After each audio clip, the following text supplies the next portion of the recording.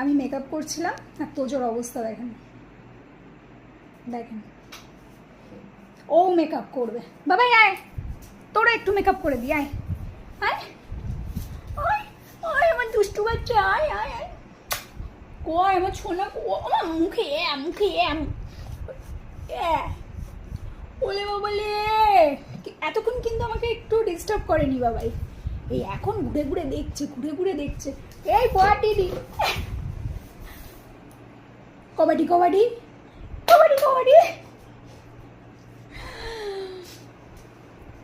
গোলু, ও গোলু মুড়ি খাবি? এ দেখ ওর মা আমাকে ঝালমুড়িও দিয়ে গেছে, ঠিক আছে, সেটাও আমি খেয়ে এখনো কমপ্লিট করতে পারিনি। ও কোথায় যাচ্ছে?